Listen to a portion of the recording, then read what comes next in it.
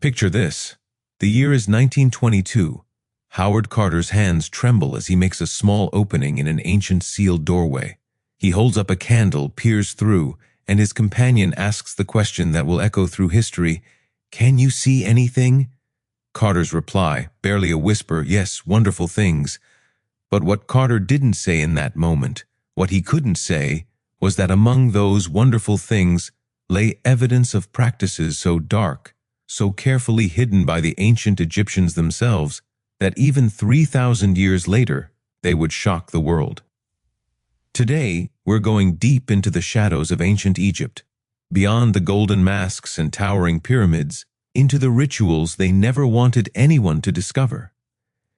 When we think of ancient Egypt, we imagine grandeur, magnificent temples reaching toward the sky, pharaohs adorned in gold, the wisdom of the ages carved into stone.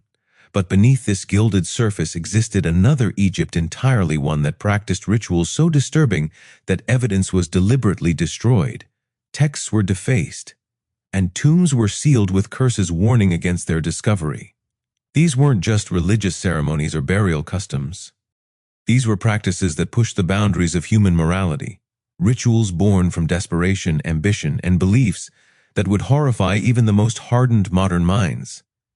The ancient Egyptians weren't a single unified culture frozen in time. Over 3,000 years of civilization, from approximately 3,100 BCE to 30 BCE. Their practices evolved, shifted, and sometimes descended into territories that later generations of Egyptians themselves tried to erase from history.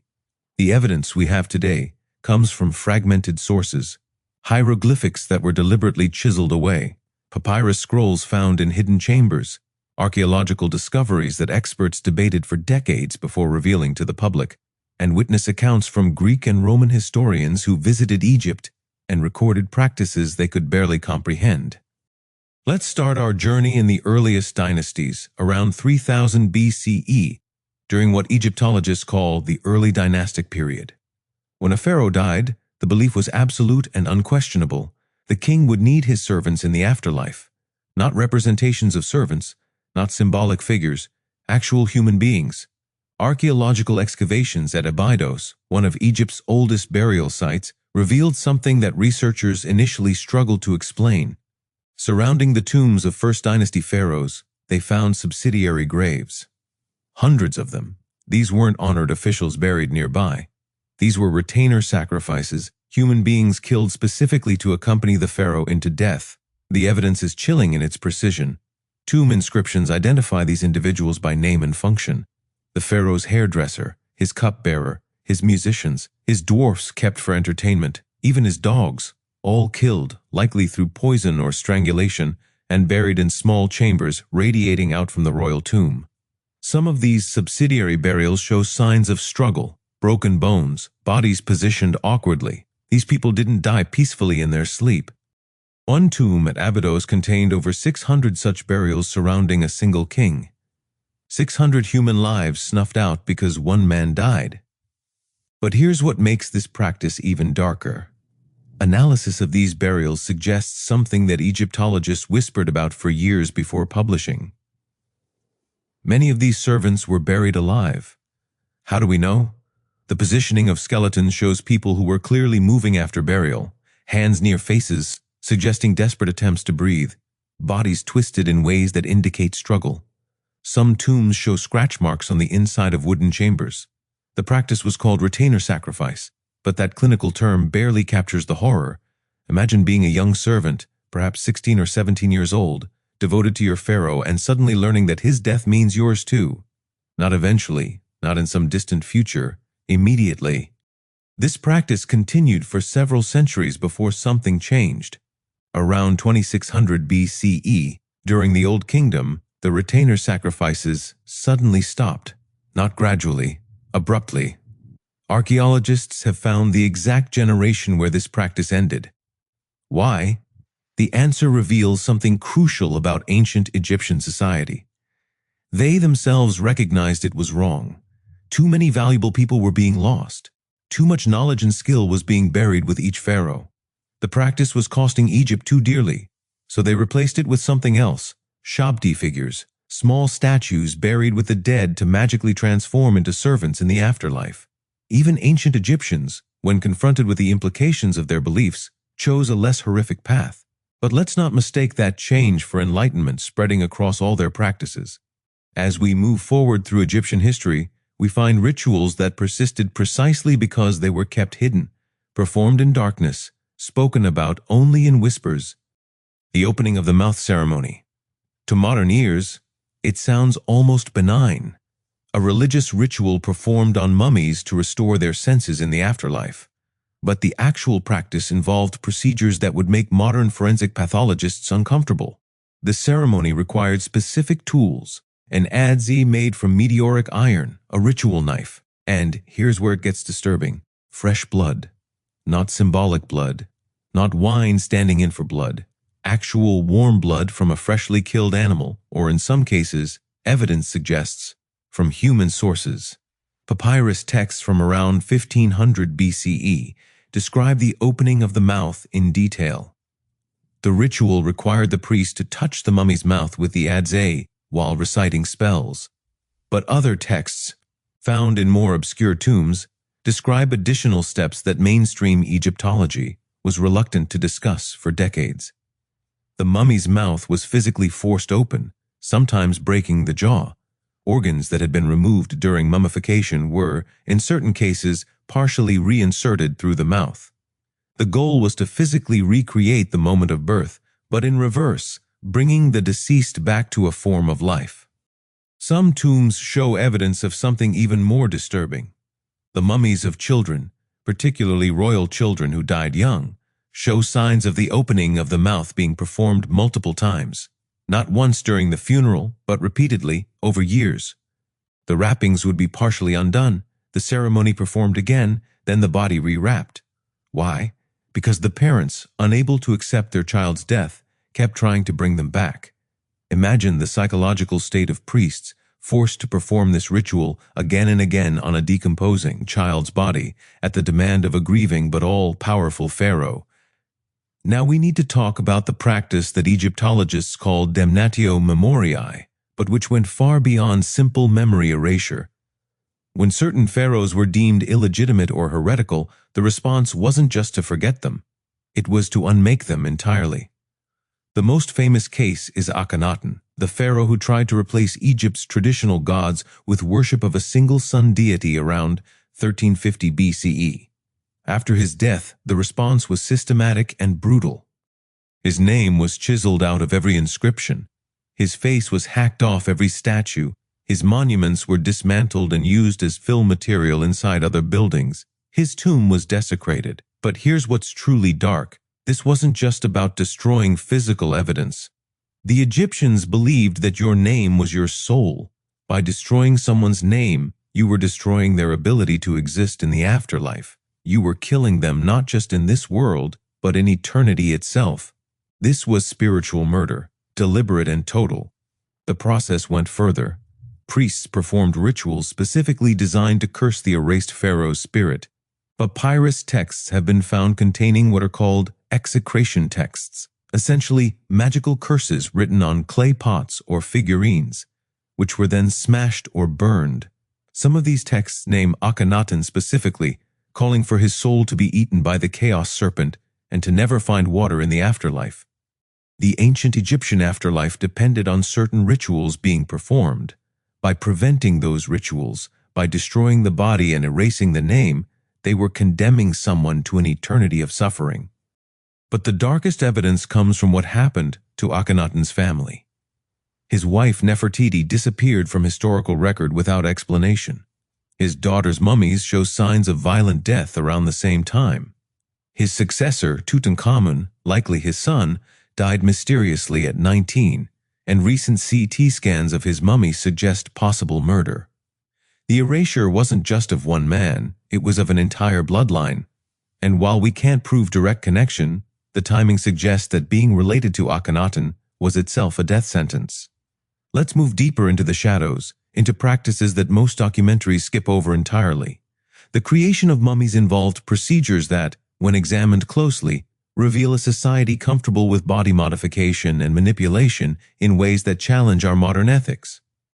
The basic process is well known. Remove the organs, treat the body with natron salt, wrap in linen, but the details that emerge from studying actual mummies tell a different story. The brain was removed through the nose using a hooked instrument, but this wasn't a clean procedure. The hook would be inserted, rotated violently to liquefy the brain tissue, then the head would be tilted to drain the contents out through the nostrils. In some cases, mummies show evidence of this being done while the person was still alive. How do we know? Because certain mummies show bone healing after the brain removal procedure. Bone doesn't heal after death. The only explanation is that some individuals underwent this procedure and survived, at least briefly. Why would anyone do this to a living person?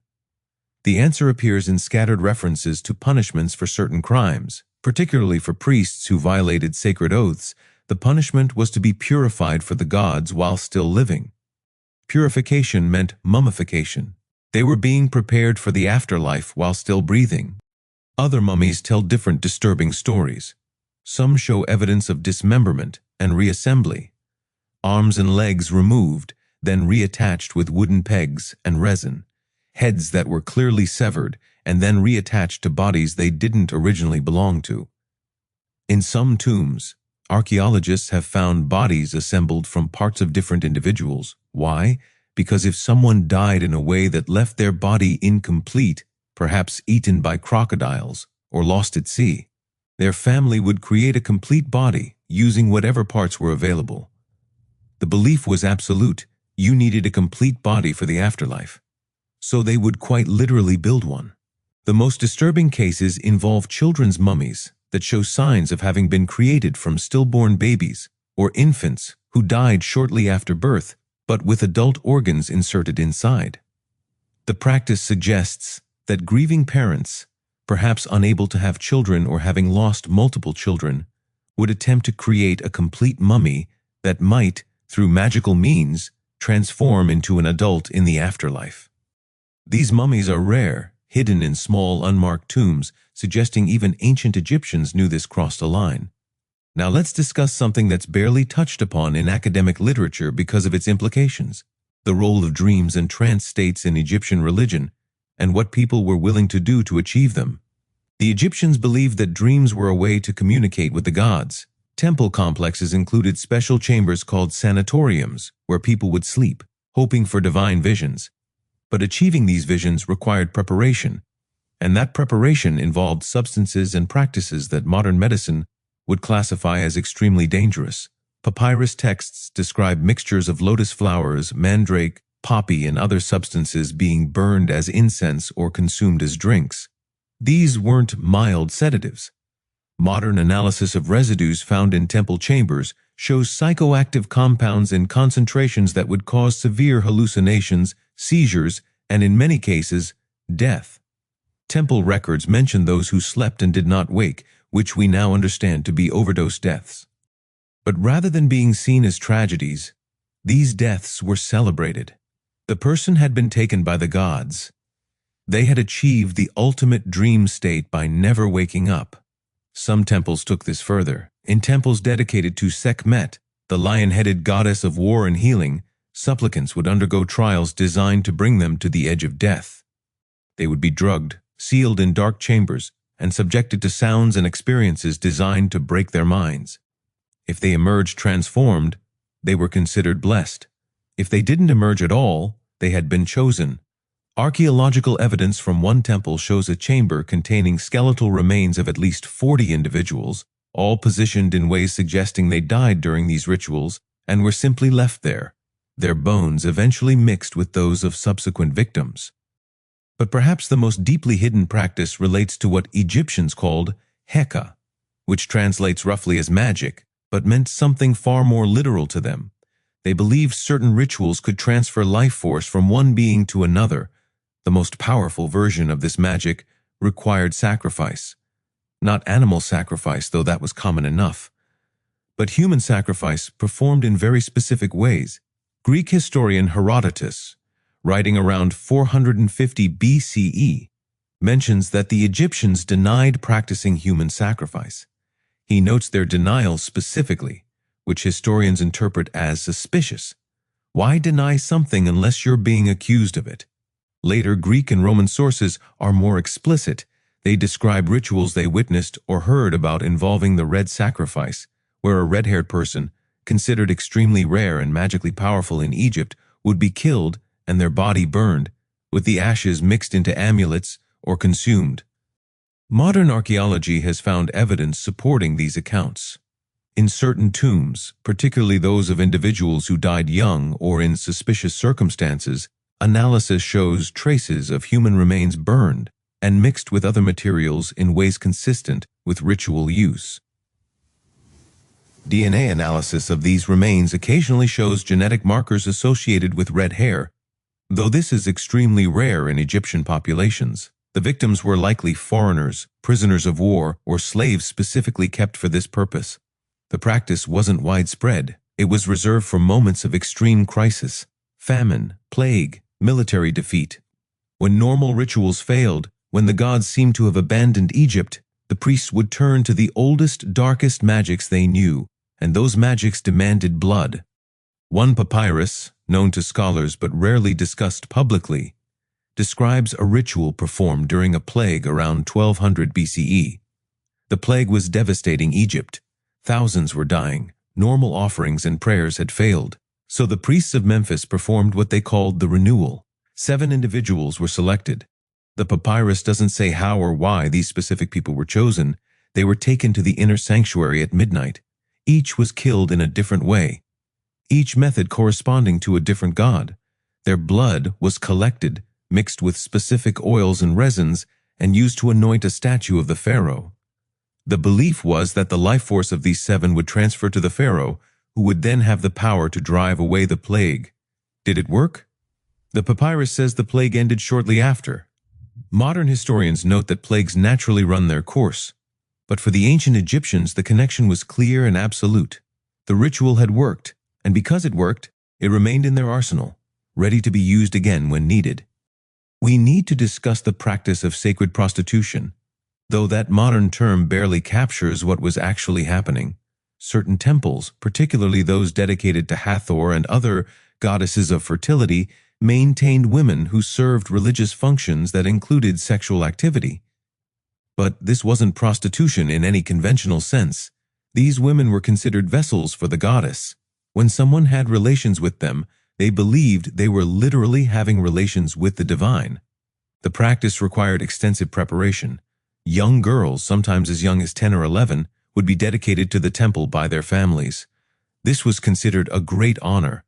They would undergo years of training, learning rituals, dances, and arts meant to make them proper vessels for the goddess.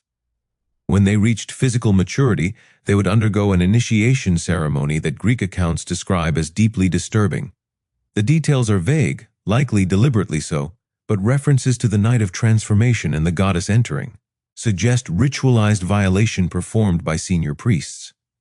Once initiated, these women would serve in the temple, and part of their service involved what was called sacred union, with visitors who came seeking blessings of fertility or prosperity.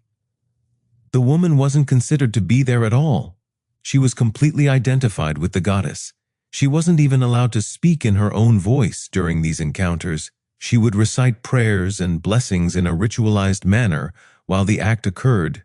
Archaeological evidence from temple ruins shows special chambers designed for these encounters. Small rooms with stone beds, decorated with erotic art depicting gods and humans coupling. Drainage channels in the floors. Inscriptions on the walls invoking Hathor's blessing. These weren't bedrooms. They were ritual spaces, clinical in their purpose. And the women who served there had no choice. Once dedicated to the temple, they would serve until they were too old, at which point they might become priestesses overseeing the next generation, or they might simply be cast out with nowhere to go. The practice officially ended around 300 BCE as Greek influence grew and different moral frameworks were imposed. But isolated temples in remote areas likely continued these rituals for centuries afterward. There are accounts from Roman travelers in the 1st century CE describing temples in Upper Egypt where these practices still occurred, hidden from official oversight. Let's turn to something that connects all these dark practices. The Egyptian obsession with death, but not just any death. The perfect death. The proper death. Dying at the wrong time, in the wrong way, or in the wrong place could doom your soul eternally. This belief created a society where death wasn't just feared, it was micromanaged, controlled, ritualized to an extraordinary degree. People who drowned in the Nile were considered blessed because the Nile was sacred, but people who drowned in any other water were cursed. Their bodies couldn't be mummified properly, so there developed a black market in river drownings. If someone died the wrong way, their family might pay to have the body thrown into the Nile and discovered there, allowing for proper rituals. Temple records mention payments for river blessings that modern scholars interpret as fees for this body-dumping service. People who died violently in crimes or accidents presented another problem. Their souls were considered troubled, potentially dangerous. They needed to be placated, but also controlled. So a practice developed of burying such bodies in unmarked graves with specific curse tablets placed on top, essentially imprisoning their spirits underground. Archaeologists have found entire sections of necropolis areas filled with these cursed burials. Hundreds of bodies, all showing signs of violent death, all buried without names, with curse tablets written by professional curse writers, warning the dead not to rise, not to seek vengeance, to stay buried in quiet. The ultimate expression of this death control was the practice of creating false tombs.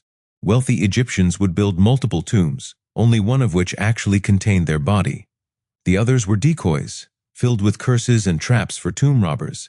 But they weren't just protecting treasure, they were protecting their ability to rest properly. The fear of having your burial disturbed was so intense that people would spend fortunes creating elaborate deceptions. Some would even prepare multiple mummies of themselves, scattering them across different tombs, hoping that at least one would remain undisturbed. This brings us to the final and perhaps most disturbing practice, the creation of what Egyptologists carefully call ritual workers, but which evidence suggests were actually enslaved people deliberately injured or modified to serve specific religious functions. Certain tomb paintings and temple reliefs show individuals with specific disabilities serving in religious capacities.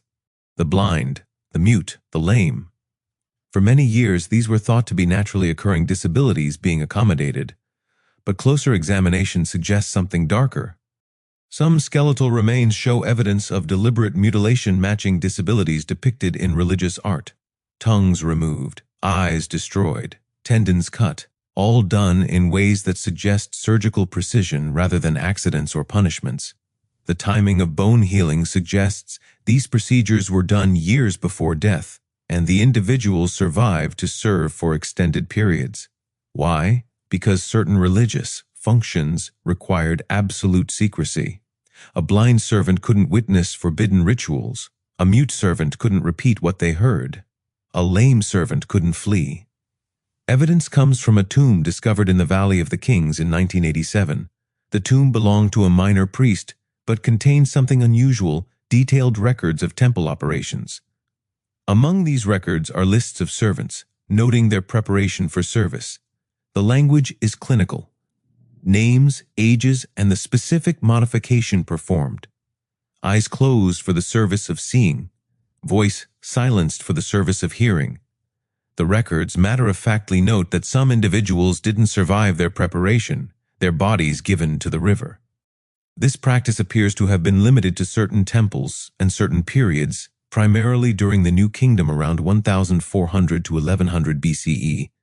It wasn't widespread, it wasn't officially sanctioned, but it happened, documented in stone and papyrus, impossible to deny even if scholars rarely discuss it openly.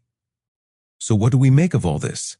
How do we reconcile this darkness with the magnificence of Egyptian civilization, the architecture that still astounds us, the art that moves us across millennia, the writing system that preserved wisdom and poetry, the mathematics and engineering that seem almost impossible for their time? The answer is uncomfortable but necessary. Ancient Egypt was all of these things simultaneously, magnificent and monstrous, advanced and horrific. The civilization that built the pyramids also practiced retainer sacrifice.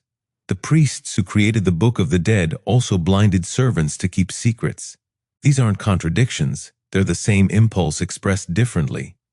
The ancient Egyptians believed in order. Ma'at, they called it. Universal balance and cosmic justice. Everything had its place, everyone had their role. When that order was threatened by death or disease or defeat, any action to restore it was justified. Any sacrifice was acceptable. Any practice was permissible if it maintained Ma'at. From their perspective, these weren't dark practices. They were necessary practices. They were the price of civilization, the cost of maintaining order in a chaotic universe. Modern excavations continue to reveal more. In 2019, a tomb was opened in Saqqara that hadn't been entered since it was sealed over 2,000 years ago. Inside were mummies arranged in ways that archaeologists initially couldn't explain. Bodies positioned in circles facing inward. Evidence of rituals performed after burial, requiring the tomb to be reopened multiple times. Analysis is ongoing, but preliminary reports suggest practices even more elaborate than what we've discussed. The darkness goes deeper than we knew. Does knowing this change how we see ancient Egypt? Should it? These practices were products of their time, their beliefs, their understanding of reality. They weren't evil people doing evil things. They were people who genuinely believed they were maintaining cosmic order, ensuring the cycle of life and death continued, protecting Egypt from chaos. The fact that their methods horrify us says more about how far we've come than about how far they fell. But let's be honest about one final thing. While we're shocked by these ancient practices, while we study them with a mixture of fascination and horror, we should remember that every civilization has its dark secrets. Every culture has practices that future generations will judge. The ancient Egyptians at least had the excuse of genuine belief. They thought they were serving the gods, maintaining order, ensuring eternity. What excuse will we offer when future archaeologists dig through our ruins? The tombs of Egypt still hold secrets, chambers sealed and hidden, texts deliberately destroyed, evidence buried in desert sands. Every few years, new discoveries emerge. New practices are documented, new evidence of rituals we never imagined. The story isn't complete, the darkness hasn't been fully mapped, and maybe, just maybe, there are some secrets that should stay buried in the sand.